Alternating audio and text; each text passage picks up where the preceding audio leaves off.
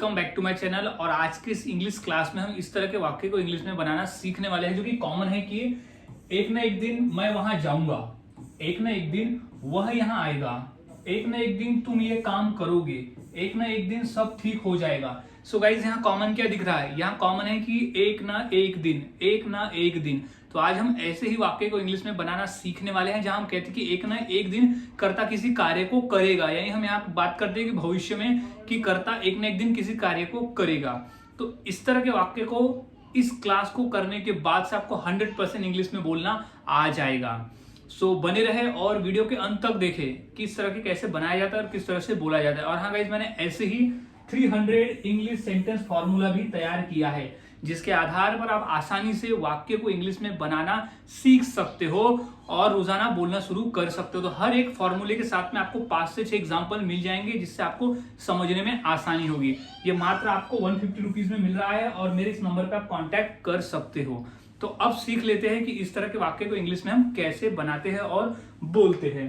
तो सबसे पहले तो हमें समझ लेना है फॉर्मूले को कि वो कौन सा फॉर्मूला है जिसके आधार पर हम ऐसे वाक्य को इंग्लिश में बनाकर बोलते हैं। तो जैसे फॉर्मूले की शुरुआत होती है वन और द अदर डे। वन और द अदर डे का ही मतलब होता है कि एक ना एक दिन, एक ना एक दिन, वन और द अदर डे। ये रट लेना है कि वन और द अदर डे, वन और द अदर डे। वन और द अदर डे का ही मतलब होता है कि एक ना एक दिन, एक ना एक दिन।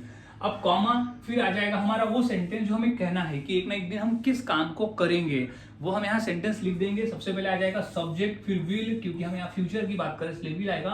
फिर V1, V1 यानी विल के बाद आ जाएगा क्रिया। अब वो कौन सी क्रिया है जिसे हम एक ना एक दिन करेंगे, यानी कर्ता करेगा। फिर ऑब्जेक्ट में बचा हुआ भाग आ जाएगा। तो कंप्लीट फॉर्मूला यहाँ बन रहा है वन और the other day, comma subject plus will plus V plus object. अब हम फॉर्मूले के आधार पर वन बाय वन वाक्य को बनाना सीखते हैं ताकि आपको आसान हो जाए। तो सबसे पहला हमारा वाक्य है कि एक ना एक दिन मैं वहां जाऊंगा, एक ना एक दिन मैं वहां जाऊंगा। तो एक ना एक दिन को सबसे पहले हम क्या कहते हैं? वन और द अदर डे। तो क्या लिखेंगे? वन और द अदर डे, वन और द अदर डे, फिर है कॉमा, वन और द अदर डे कॉमा। फिर मैं वहां जाऊंगा तो क्या हो जाएगा? आई। मैं की इंग्लिश हो जाएगी आई।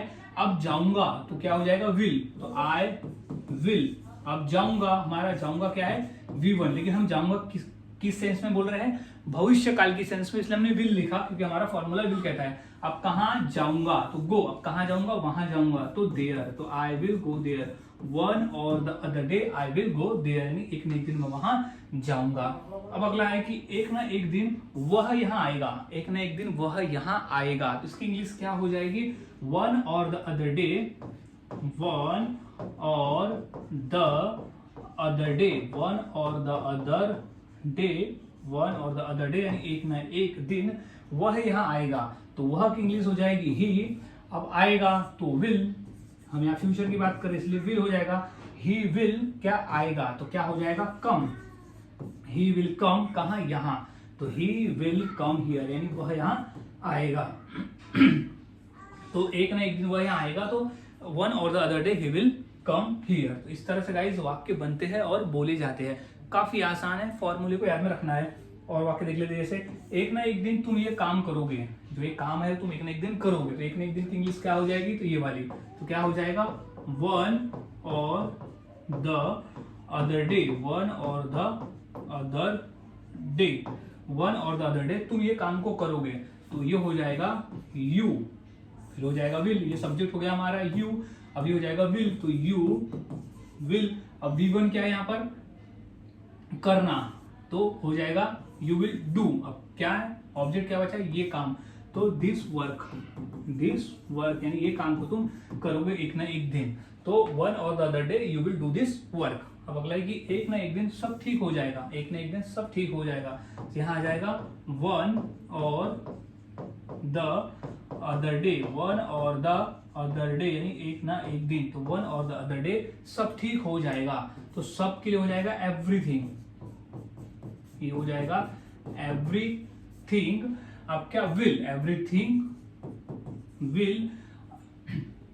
अब ये क्या हो जाएगा? तो will be fine, you will be fine, यानी एक ना एक दिन सब कुछ ठीक हो जाएगा। तो वन और the other day everything will be fine. तो इस तरह से वाक्य बनते हैं। नेक्स्ट देख लेते हैं, एक ना एक दिन मैं उसे मारूंगा, एक ना एक दिन मैं उसे मारूंगा। तो ये हो जाएगा वन और द अदर डे, वन और द अदर डे, वन और द अदर डे मैं उसे मारूंगा। तो मैं की इंग्लिश हो जाएगी आई।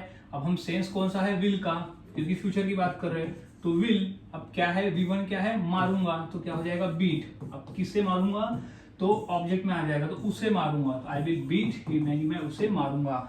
तो वन और the other day I will beat him, एक ना एक दिन मैं उसे मारूंगा। अब हो जाएगा कि एक ना एक दिन वह घर जाएगा, एक ना एक दिन वह घर जाएगा। तो इंग्लिश क्या हो जाएगी, वन और द अदर डे, वन और द अदर डे, यानी एक ना एक दिन, वन और द अदर डे, एक ना एक दिन वह घर जाएगा। तो क्या हो जाएगा, ही विल गो, यानी वह जाएगा, तो ही विल गो कहाँ, घर, तो ही विल गो होम, यानी वह घर जाएगा।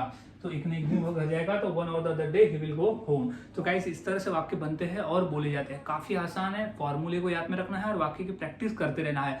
जितनी अधिक प्रैक्टिस करोगे उतना आसान हो जाता है। तो अब इसी फॉर्मूले के आधार पर मैं दो वाक्य देता हूँ। इंग्लिश क्या होगी मुझे कमेंट सेक्शन में आप जरूर लिखें, जैसे कि एक ना एक दिन हम मैच जीतेंगे और एक ना एक दिन मैं अमीर बनूंगा। तो ये दो वाक्य की इंग्लिश क्या होगी मुझे इस फॉर्मूले के आधार पर आप कमेंट सेक्शन में जरूर बताएं। सो गाइस आज के इस वीडियो में हमने सीखा कि एक ना एक दिन वाले वाक्य को हम इंग्लिश में कैसे बनाते हैं और किस तरह से हम इसे बनाकर बोल सकते हैं। तो बस प्रैक्टिस कर लेना है, जितना अधिक आप प्रैक्टिस करोगे उतना आसान होगा आपके लिए। सो मिलता हूँ ऐसे ही और नए फॉर्मूले के साथ अगली वीडियो में। तब तक के लिए चैनल के साथ बने रहे, वीडियोस को देखते रहे और इसी तरह से रोजाना प्रैक्टिस करते रहे।